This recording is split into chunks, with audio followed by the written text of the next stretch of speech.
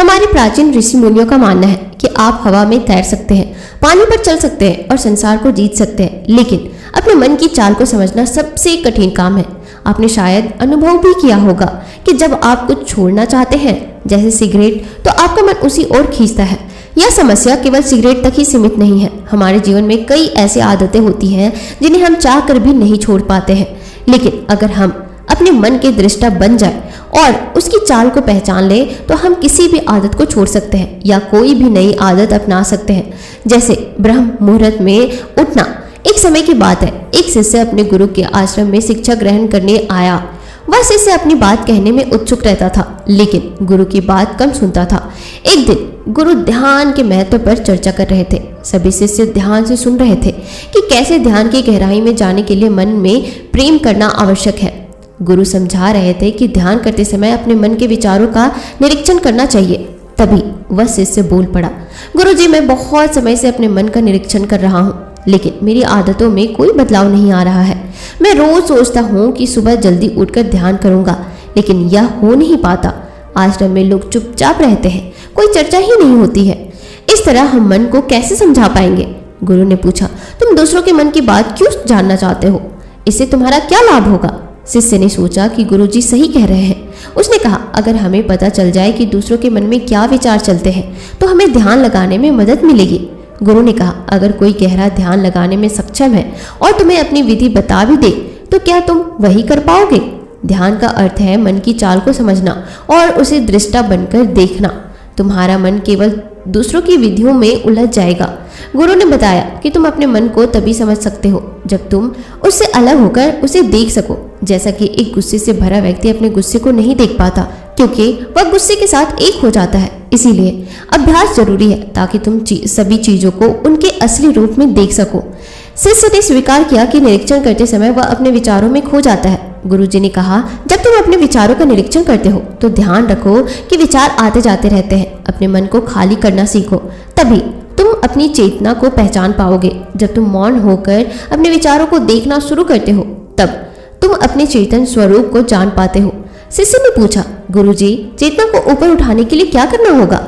गुरु ने कहा, मौन रहकर अपने विचारों और अनुभवों का निरीक्षण करो। अनुभव अनित्य है, वे हमेशा नहीं रहेंगे। जब तुम अपने मन की चाल को समझ लोगे तो तुम्हें पता चलेगा कि यह सब अस्थायी है, लेकिन चेतना स्वास्थ्य है। इसे जानने के लिए मौन रहकर आत्मनिरीक्षण करो। गुरु जी ने कहा, तुम्हारा मन तुम्हारे विचारों के साथ बहता रहता है, लेकिन यदि तुम साक्षी बनकर देखते रहो तो धीरे धीरे विचार विलीन हो जाएंगे। जब मन खाली हो जाएगा तभी तुम चैतन्य रह पाओगे। ध्यान का उद्देश्य यही है कि तुम मन से ऊपर उठकर अपनी चेतना को पहचान सको। गुरुजी की बातें सुनकर सभी शिष्य प्रश्न में पड़ गए। गुरु ने चेताया, यह प्रश्न भी तुम्हारे मन की भावना है। अगर तुम सच में प्रसन्नता पाना चाहते हो तो मौन होकर विचारों का निरीक्षण करो। तब तुम देखोगे कि चेतना स्वास्थ्य है और बाकी सब कुछ अनित्य है। गुरु ने सभी को निर्देश दिया कि वे ध्यान में बैठे और अपने विचारों का निरीक्षण करें। अभ्यास करते करते वे इस कला में निपुण हो जाएंगे। इसके बाद गुरु ने सभी को मौन ध्यान की स्थिति में जाने का संकेत दिया। गुरु के निर्देशानुसार सभी शिष्य ध्यान की स्थिति में बैठ गए। आश्रम का वातावरण शांत हो गया। शिष्य अपने भीतर झांकने लगे और अपने विचारों का निरीक्षण करने लगे। धीरे धीरे वे अपने विचारों के प्रवाह को देखने लगे और यह अनुभव करने लगे कि उनके विचार किस प्रकार से आते जाते हैं। कुछ समय बाद गुरु ने ध्यान समाप्त करने का संकेत दिया और सभी शिष्यों से अपने अनुभव साझा करने को कहा। एक शिष्य ने कहा, गुरुजी, मैंने महसूस किया कि मेरे विचार बिन बुलाए मेहमान की तरह आते जाते हैं। पहले मैं इन विचारों में खो जाता था, लेकिन अब मैं उन्हें दूर से देख पा रहा हूँ। यह बहुत हल्का महसूस हो रहा है। दूसरे शिष्य ने कहा, गुरुजी, मैंने यह अनुभव किया कि जब मैं अपने विचारों का साक्षी बना तो वे विचार अपने आप विलीन होने लगे। मैंने एक गहरी शांति का अनुभव किया। वह बिल्कुल नया अनुभव था। गुरु ने मुस्कुराते हुए कहा, तुम्हारे अनुभव यह दर्शाते हैं कि तुम सही दिशा में जा रहे हो। जब तुम अपने विचारों को बिना जुड़े देखते हो तो तुम अपनी चेतना को जानने लगते हो। यही ध्यान की सच्ची प्राप्ति है। फिर गुरु ने कहा, यह यात्रा इतना आसान नहीं है, लेकिन यह सबसे मूल्यवान है। जैसे जैसे तुम अभ्यास करते जाओगे तुम देखोगे कि तुम्हारे विचार और भावनाएं तुम पर हावी नहीं हो पाती। तुम अपनी चेतना के स्वास्थ्य आनंद का अनुभव कर पाओगे। गुरु ने आगे कहा, याद रखो यह अभ्यास निरंतर मांगता है। तुम चाहे कहीं भी हो, किसी भी स्थिति में हो, अपने मन को शांत रखकर विचारों का साक्षी बनकर देखना सीखो। यही तुम्हें अपने सच्चे स्वरूप की ओर ले जाएगा। गुरु के इन शब्दों ने शिष्यों को गहराई से प्रभावित किया। उन्होंने प्रण लिया कि वे ध्यान अभ्यास को और अधिक गंभीरता से लेंगे और अपने मन की चाल को समझने की कोशिश करेंगे। उस दिन के बाद से आश्रम के सभी शिष्य नियमित रूप से ध्यान करने लगे। उन्होंने अपने विचारों का निरीक्षण करना और अपनी चेतना को जानना शुरू कर दिया। धीरे धीरे वे अपने मन की आदतों को पहचानने लगे और उनमें बदलाव लाने में सक्षम हो गए। वे जानते थे कि यह यात्रा लंबी है, लेकिन उन्हें अपने गुरु के मार्गदर्शन पर पूरा विश्वास था। समय के साथ शिष्यों में बदलाव स्पष्ट होने लगा। उनके जीवन में स्थिरता और शांति का वास हो गया। उनके मन में जो द्वंद्व था वह धीरे धीरे समाप्त हो रहा था। वे अपने विचारों और भावनाओं को बेहतर ढंग से समझने लगे और उनके साथ सम्मिलित होने के बजाय उन्हें अलग खड़े होकर देखने लगे। गुरु ने जब शिष्यों के इस बदलाव को देखा तो उन्होंने कहा, यह तुम्हारी मेहनत और समर्पण का परिणाम है। मन की चाल को समझना और उसे नियंत्रित करना कठिन है, लेकिन तुम्हारी यह उपलब्धि दर्शाती है कि जब इंसान ठान लेता है तो कुछ भी असंभव नहीं है। तुम सब पर मुझे गर्व है। आश्रम में यह नया वातावरण के लिए प्रेरणादायक बन गया। शिष्यों ने अपने जीवन में ध्यान और आत्मनिरीक्षण के महत्व को पहचान लिया था। उन्होंने सीखा कि कैसे मन की चाल को समझकर उसे अपने अधीन किया जा सकता है।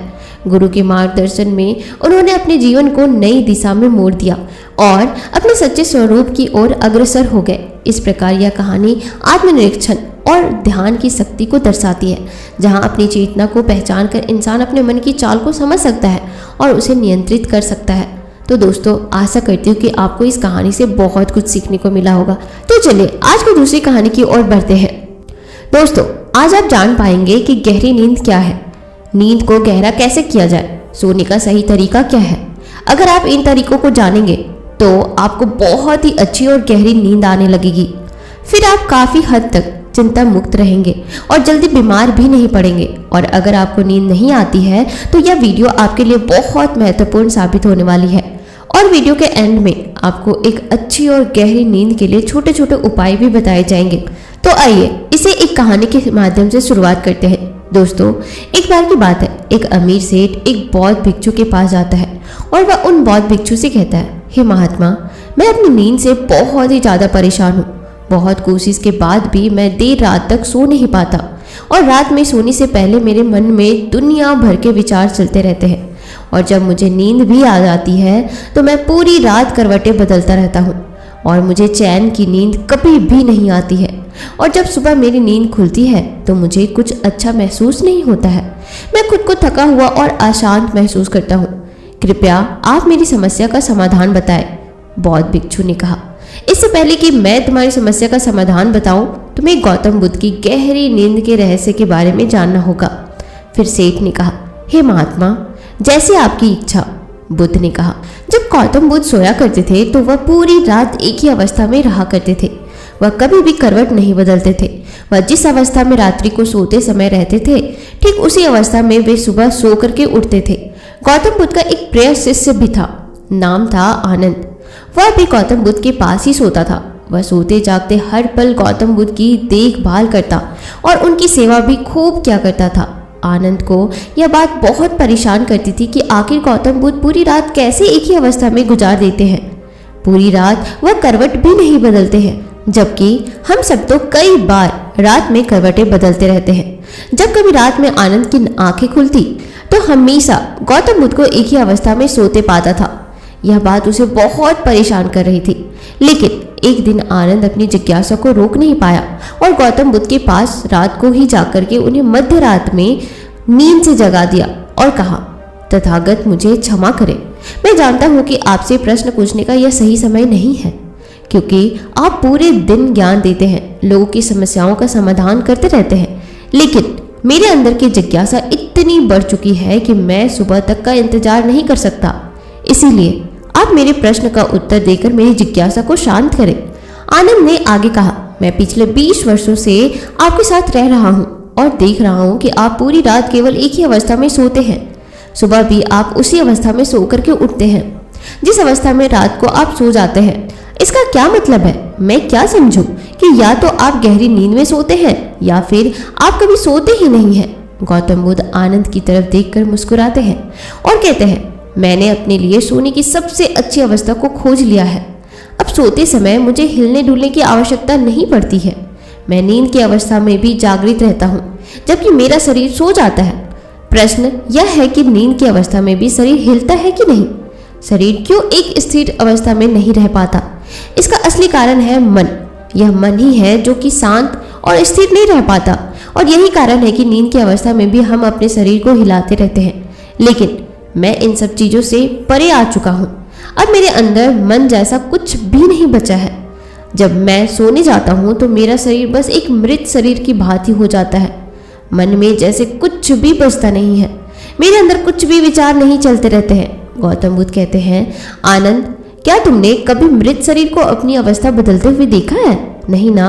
तो यह केवल हमारा मन ही है जो ऐसा करवाता है, क्योंकि हमारी गहरी नींद की अवस्था में भी यह सब काम करवाता रहता है। एक बार मन स्थिर हो जाए, मन हमारा शांत हो जाए, तब हमारा शरीर एक गहरी नींद की अवस्था में चला जाएगा। कहानी खत्म करने के बाद बौद्ध भिक्षु ने उस सेठ से कहा, एक जागृत इंसान ना ही केवल अपने शरीर को पूरी जागरूकता के साथ देखेगा, बल्कि वह अपने मन को भी जागरूकता के साथ देखता रहता है। एक जागृत सामान्य आदमी की तरह नहीं होती है। जब एक सामान्य आदमी सोता है तो वह अचेतन हो जाता है, लेकिन जब एक बुद्ध व्यक्ति सोता है तो वह जागरूकता के साथ सोता है। जैसे सुबह आंखें खुली होती है वैसे ही व्यक्ति की नींद में भी होती है। इसलिए ऐसा कहा जाता है कि वह व्यक्ति कभी सोते ही नहीं है। जब इंसान सोने जाता है तो उसे नहीं पता चलता कि वह कब सो जाता है, लेकिन यह तुम जागने और सोने के बीच के छोटे से तरल में जागृत रह पाए तो कुछ गठित होगा जो तुम्हें जागरूकता के और करीब लाता जाएगा। यह सोचकर सेठ ने कहा कि महात्मा जी, आपकी बातें मुझे कुछ समझ में नहीं आ रही है। कृपया कर आप मुझे आसान शब्दों में समझाएं ताकि मुझे गहरी नींद का रहस्य पता चल जाए और मैं आसानी से हर रात को एक गहरी नींद ले सकूं। इस बात पर वे बौद्ध भिक्षु कहते हैं, देर रात तक जागने और आसानी से गहरी नींद ना आने के 5 प्रमुख कारण हैं। पहला कारण है बिस्तर पर सोने के अलावा भी अन्य काम करना। जैसे कि बहुत से लोगों की आदत होती है कि वह बिस्तर पर ही खाना खा लेते हैं, बिस्तर पर ही पढ़ाई करने बैठ जाते हैं और ऐसे ही बहुत से काम वह अपने शयन कक्ष में ही करते रहते हैं। शयन कक्ष का उपयोग लोग सोने के अलावा भी अन्य कामों के लिए भी प्रयोग में लाते हैं, जिससे हमारे मस्तिष्क में शयन कक्ष का एक निश्चित अर्थ ही नहीं रह जाता। इसलिए जब हम बिस्तर पर सोने जाते हैं तो हमारा मन इस बात को स्वीकार ही नहीं कर पाता कि अब हमें सोना है, क्योंकि आपने उसकी उसी जगह पर अन्य कामों को करने की आदत डाल दी है। आज के समय की बात करें तो कुछ लोग बिस्तर पर ही अपने ऑफिस का काम भी करने लग जाते हैं। गेम खेलना, मोबाइल में कुछ देखना, सोने के बिस्तर पर ही टेलीविजन को देखना, यह सब काम लोग अपने सोने के स्थान पर ही करने लग जाते हैं और अपना अधिकतर समय वहीं गुजार देते हैं, जिसकी वजह से हमारा मन इसे स्वीकार ही नहीं कर पाता कि यह सोने की जगह है और मुझे यहाँ सोना है। और यही वजह है कि हमारा मन इसे स्वीकार नहीं कर पाता और जब हम सोने जाते हैं तो हमें नींद ही नहीं आती है, और अगर आती भी है तो काफ़ी देर बाद। और इसके साथ साथ हमारे दिमाग में तमाम तरह के सपने आते रहते हैं जो कि हमें ऐसी गहरी नींद में सोने नहीं देते। और यही कारण है कि जब हम सोने जाते हैं तो हमें घंटों रात तक नींद नहीं आती है। बौद्ध भिक्षु ने आगे कहा, इस आश्रम में जितने भी भिक्षुक रह रहे हैं सबकी अपनी अपनी सोने की जगह है। जब यह लोग अपनी सोने की जगह पर जाते हैं तो वहाँ पर सिर्फ वे सोने का काम करते हैं, वह सिर्फ सोते हैं। इस वजह से यहाँ पर सबको गहरी नींद आ जाती है और सुबह जब वे सोकर उठते हैं तो बहुत ही अच्छा अनुभव करते हैं, बहुत ही शांति का अनुभव करते हैं। इसलिए जब भी तुम सोने जाओ तो अपनी एक सोने की जगह निर्धारित करो, वहाँ पर सिर्फ और सिर्फ तुम सोने का काम करो, कुछ भी और तुम्हें वहाँ करने की कोई भी जरूरत नहीं है। तभी तुम्हें एक गहरी नींद प्राप्त हो सकती है। बौद्ध भिक्षु ने कहा, गहरी नींद ना आने का दूसरा कारण है कि सोने की एक निश्चित समय निर्धारित ना होना। लोग इतने ज़्यादा अपने कामों में व्यस्त रहते हैं कि वह अपने सोने के सही समय को निर्धारित ही नहीं कर पाते हैं। जब मन में आया सो लिए और जब मन में आया जाग लिए। इस वजह से उनको गहरी नींद प्राप्त नहीं हो पाती है। आजकल तो लोगों की जिंदगी इतनी ज़्यादा व्यस्त हो गई है कि वे ऑफिस का काम देर रात तक करते रहते हैं, अपने सोने का समय निर्धारित ही नहीं कर पाते, जिससे उनका सोने का क्रम बिगड़ जाता है और फिर उन्हें गहरी नींद भी नहीं आती है। वह बौद्ध भिक्षु उस सेठ से कहते हैं, इसीलिए जब तुम सोने जाओ तो सबसे पहले खुद को खाली कर लो, खुद के मन को खाली कर लो, अपना एक समय निर्धारित करो। उस समय तुम कोई भी कार्य मत करो और अपना सोने का समय निर्धारित करो ताकि तुम्हें समय पर नींद आ जाए। बौद्ध भिक्षु ने आगे कहा, नींद ना आने का तीसरा कारण है चिंता में सो जाना। कुछ लोग जब सोना चाहते हैं तो दिन भर की परेशानियां, दिन भर की बातें वे सोचने लग जाते हैं और इस प्रकार वह अपने दिमाग को शांत नहीं कर पाते हैं, चिंता में ही सो जाते हैं और जब सुबह जागते हैं तो उसी मुद्रा में ही जागते हैं और फिर सुबह उन्हें बहुत ही थकावट का अनुभव होता है। उनका सर भारी भारी सा रहता है। इसका मुख्य कारण यह है कि वह गहरी नींद में सो ही नहीं पाते, जिसकी वजह से उनकी थकान भी नहीं दूर हो पाती है। इसीलिए जब तुम सोने जाओ तो बिल्कुल चिंता मुक्त होकर के जाओ। भूल जाओ कि तुम्हारे साथ क्या हुआ था, क्या नहीं हुआ था। अपने मन को बिल्कुल खाली कर लो और कुछ भी फालतू के विचार ना लाओ। अपने दिमाग में कहने का मतलब यह है कि तुम शांत हो जाओ, कुछ भी इधर उधर का मत सोचो। उस समय अच्छा सोचो, अच्छा महसूस करो।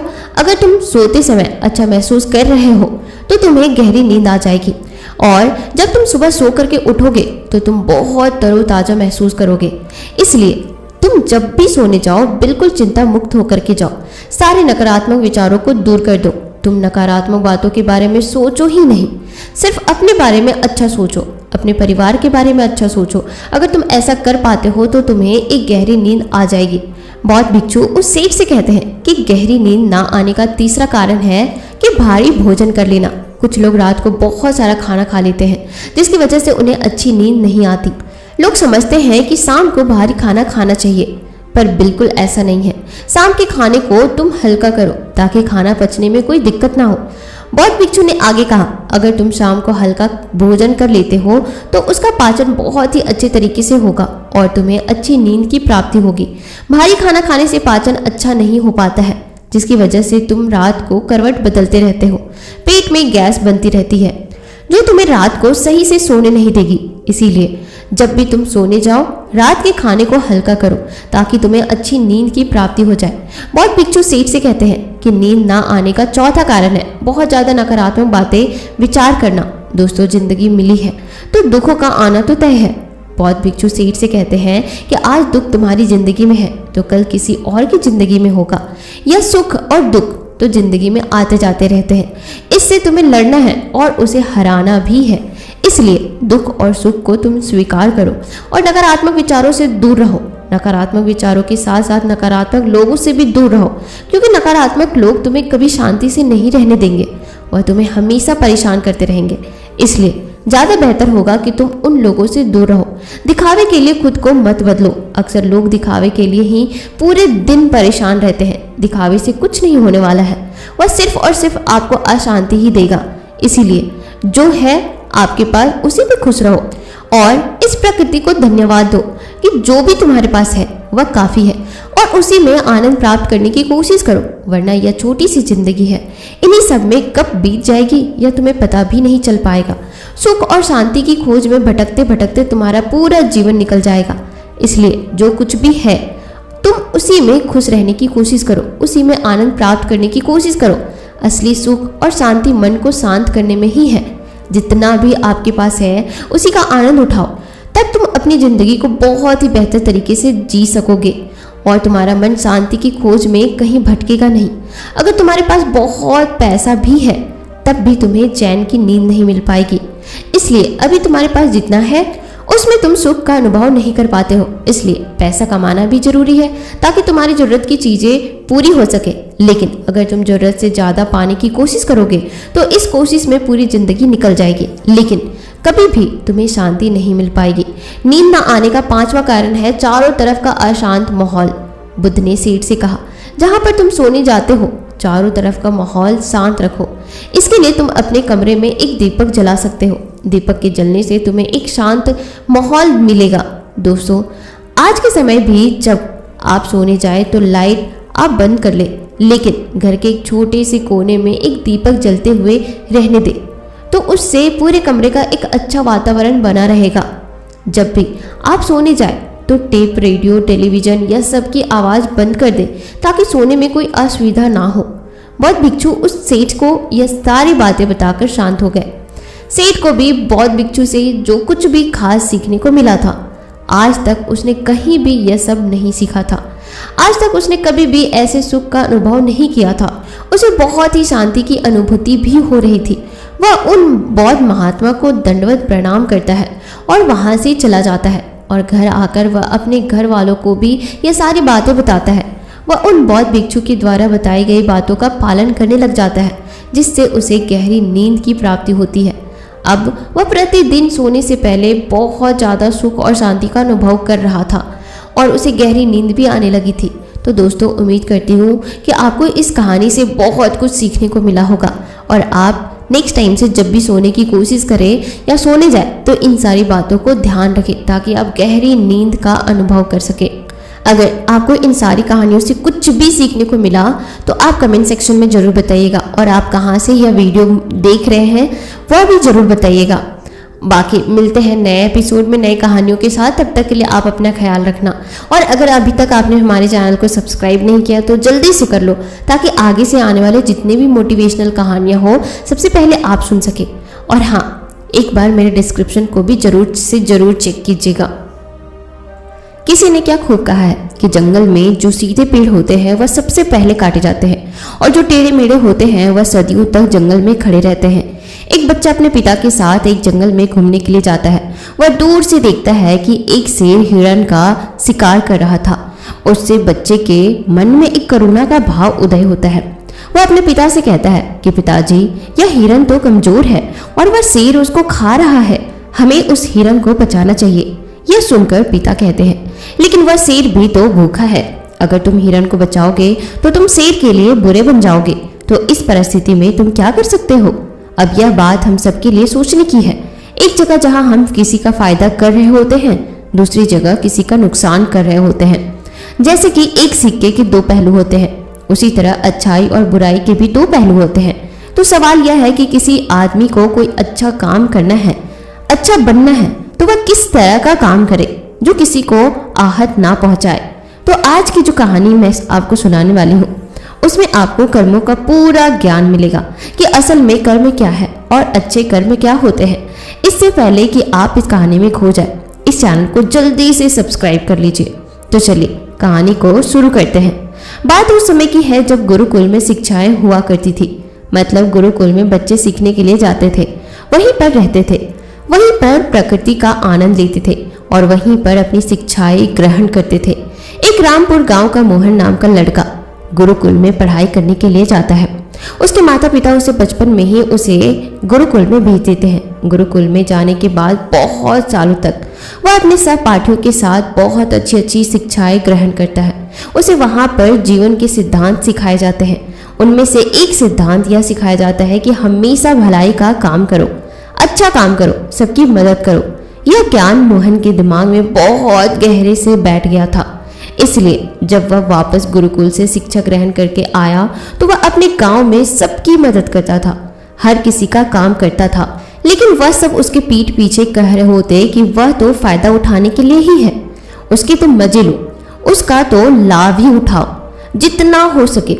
वह किसी के काम को मना नहीं करता है। वह दूसरों का काम करने के लिए अपना काम भी छोड़ देता है। बताओ कितना मूर्ख है। यह सुनने के बाद मोहन के कानों में खून उतर आया। निष्पक्ष भाव से सबकी मदद करता था, सच्चे दिल से करता था, लेकिन बदले में उसे क्या मिला यह सुनकर उसका दिल सहम गया और उसने मन ही मन निश्चय किया कि आज के बाद वह किसी की भी मदद नहीं करेगा। और अब मोहन गांव का ऐसा युवक बन चुका था जो किसी की भी मदद नहीं करता था, चाहे कोई कितनी भी परेशानी में क्यों ना हो। मोहन को कोई भी फर्क नहीं पड़ता था। मोहन का यह बदलाव देखकर सब गांव वाले आश्चर्यचकित हो गया। कल तक जो दया का सागर था, इतना दयालु था, कुछ ही समय में इतना निर्दयी कैसे बन गया। यह देखकर मोहन के माता पिता को भी बहुत ही ज्यादा चिंता होने लगी। उन्होंने अपने बेटे से पूछा कि बेटा ऐसी क्या बात हो गई है, तुम इतना क्यों बदल गए हो। तो मोहन ने कहा, कोई भी युवक उसे कोई काम करने के लिए कहता तो वह मना नहीं करता था, लेकिन जैसे जैसे समय बीतता गया, एक दिन उसने अपने कानों से छुपकर सुना कि गांव के कुछ युवक उसका मजाक बना रहे हैं। इस जमाने में किसी की भलाई करके कुछ हासिल नहीं होता, यह बात मैं महसूस कर चुका हूँ। मैंने जीवन में जितने भी गुरुकुल से शिक्षाएं ग्रहण की वह सारी शिक्षाएं बेकार चले गए हैं, व्यर्थ हो गई है, क्योंकि यह संसार किसी का नहीं है। यहाँ सच्चे दिल से कोई किसी की मदद दे उसको बेवकूफ समझा जाता है। और यह कहते कहते मोहन वहीं पर रोने लगा और इसके बाद मोहन बहुत परेशान रहने लगा। उसके माता पिता पहले वाले मोहन चाहते थे, वही मोहन चाहते थे जो सब लोगों की मदद करता था, लेकिन उनका बेटा कहीं दूर निकल चुका था। दिन पर दिन हालत और भी गंभीर होती गई। एक दिन उनके माता पिता को पता चला कि पड़ोस के गांव में एक बौद्ध भिक्षु आया हुआ है और यह मानव मस्तिष्क के बारे में बहुत सारी बातें बता सकते हैं। इसीलिए मोहन के माता पिता मोहन को लेकर उस एक बौद्ध भिक्षु के पास पहुंचते हैं। जब वे लोग उस गांव में घुसते हैं तो एक औरत एक बौद्ध भिक्षु को बहुत जला कटा सुना रही थी।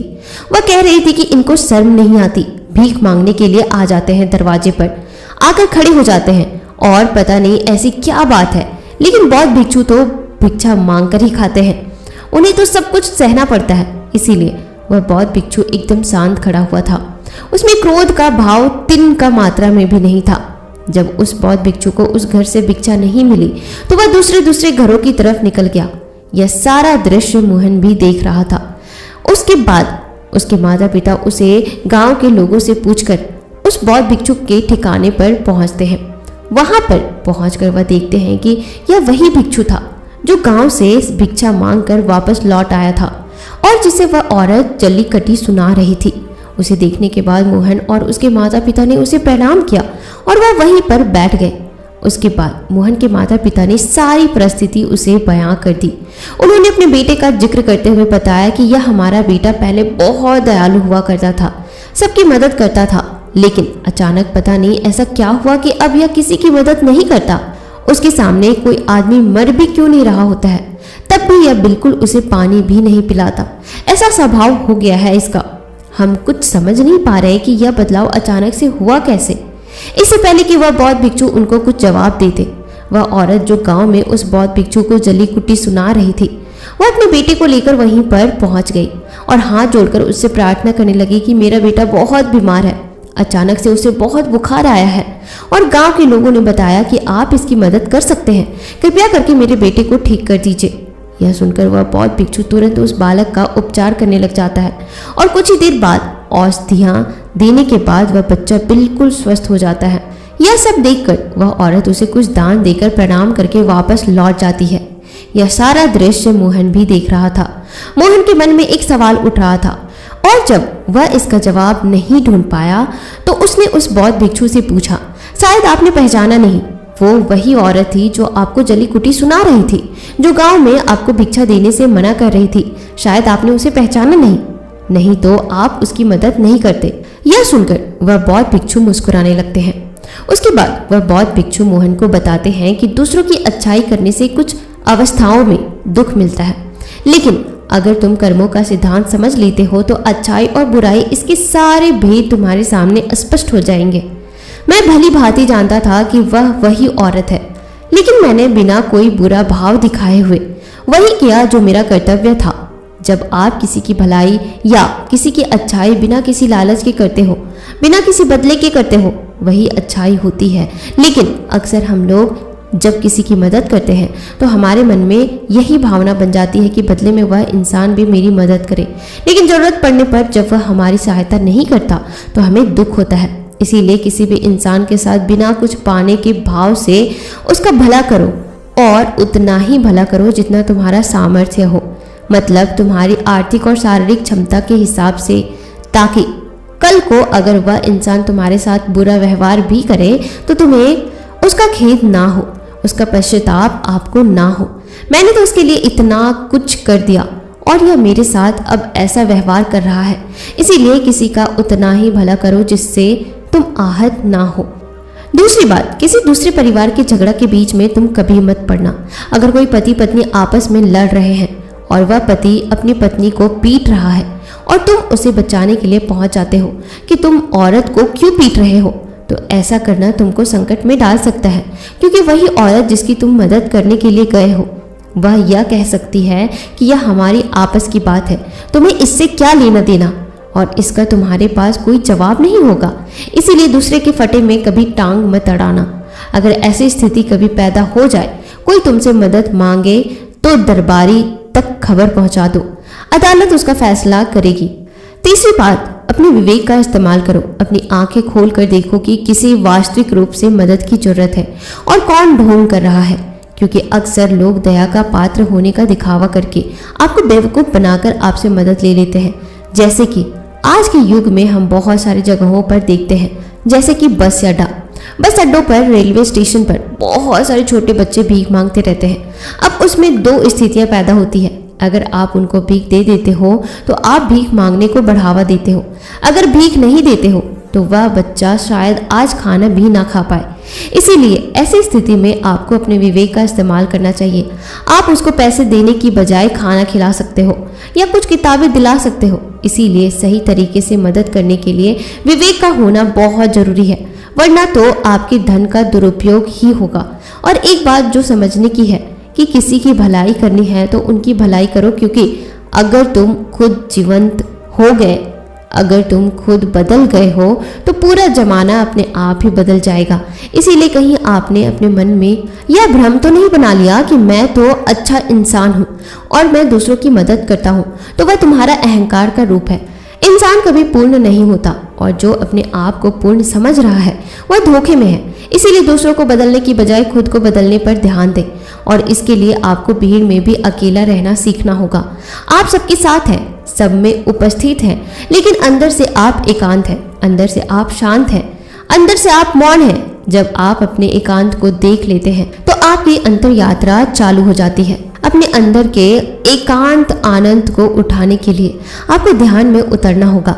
आपको रोजमर्रा की जिंदगी में ध्यान को हिस्सा बनाना होगा, ध्यान को वक्त देना होगा। उसके बाद आप पाएंगे कि आपके अंदर के एकांत के समान आनंद इस दुनिया के किसी भी भोग में नहीं है, किसी वस्तु में नहीं है, किसी वासना में नहीं है। नदी के किनारे पड़ा हुआ छोटा सा पत्थर भी उसे नदी के भाव से कट कट कर बहुत मुलायम हो जाता है, उसमें कोई दरार, कोई कोना नहीं बचता। उसी तरह ध्यान के निरंतर भाव में बहने से उसी तरह निर्मल हो जाता है, जिसके बाद हम किसी भी चीज़ को महसूस कर सकते हैं, जिसके बाद हम वर्तमान का मतलब समझते हैं, जिसके बाद हमारे अंदर करुणा का उदय होता है, वो करुणा जो किसी विषय वस्तु से नहीं जुड़ी होती। इसीलिए दोस्तों, आज से ही अपनी अंतर यात्रा चालू कर दे, अपने जीवन के आनंद को पहचाने, क्योंकि इंसान की ज़िंदगी बहुत छोटी है, पता नहीं कब आखिरी सांस आ जाए। तो जीवन के जो पल बचे हैं उन्हें उस परम आनंद के साथ बिताओ। तो दोस्तों, कैसी लगी हमारी कहानी मुझे कमेंट सेक्शन में ज़रूर बताइएगा। और अगर हाँ, आप हमारे चैनल पर नए हैं तो हमसे जुड़ने के लिए इस चैनल को अभी ही सब्सक्राइब जरूर कर लीजिएगा, ताकि आगे से आने वाली जितनी भी मोटिवेशनल कहानियाँ हो सबसे पहले आप सुन सके। तो मिलते हैं नए एपिसोड में नए कहानियों के साथ। तब तक के लिए आप अपना ख्याल रखना। और हाँ, यह वीडियो उन सारे दोस्तों, परिवार वालों या अपने रिश्तेदारों को जरूर भेजना जो इंसान बिना अपने बारे में सोचे दूसरों की मदद करता है, अपने विवेक का इस्तेमाल नहीं करता और वह लोगों से बदले में मिले हुए दुख की वजह से पीड़ित रहता है। तो आप यह वीडियो उन सारे लोगों के साथ जरूर शेयर कीजिएगा। शायद आपकी एक शेयर किसी की ज़िंदगी बदल सकती है। कोई एक बुरा इंसान अच्छा इंसान बन सकता है। तो जल्दी से फटाफट यह वीडियो ज़्यादा से ज़्यादा लोगों तक जरूर शेयर करना। मिलते हैं नए एपिसोड में नए कहानियों के साथ। तब तक के लिए आप अपना ख्याल रखना।